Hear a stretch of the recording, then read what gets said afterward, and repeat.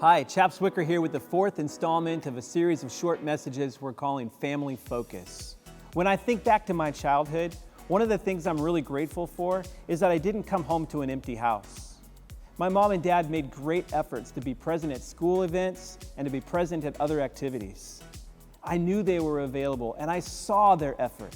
Never had I reason to question that they would be present there for me. No, they couldn't attend every event, but their presence was consistent. And that made a huge difference. I saw their sacrifice to be there. Your presence makes a loud statement to your kids. It communicates your priorities and a willingness to be part of your kid's life. And it doesn't happen without some intentional effort on our part, some planning and some personal sacrifice along the way. I know that can be hard, especially in a military context. There's operational commitments. There's single parents who have to figure out how to do this alone.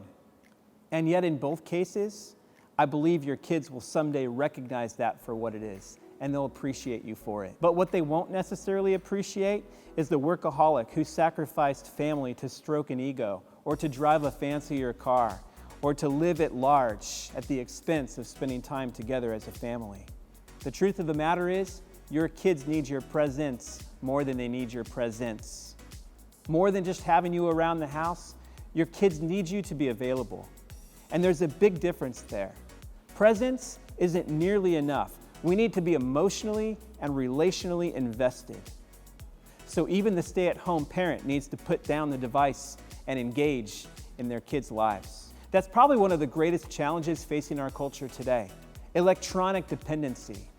Social scientists have a name for this too. They call it technoference. To that end, Doug Fields offers a couple of suggestions that you might consider. First, he says, ditch the phone when you're in the car with your kids. Be present. You're all trapped in the car together, so sing, talk, play games, tell jokes. Be present. Make sure they don't get the idea that cars are made for device use. Second, develop a media-free zone in your home. Set up some boundaries when it comes to media consumption. And that applies to the dining room table and going out to restaurants too. Be present with the ones who are with you. Here's where you need to be about more than just making the rules. You need to set the example. Parents, we've got to be intentional about this. Plan, strategize, sacrifice, because presence matters. We'll see you next time.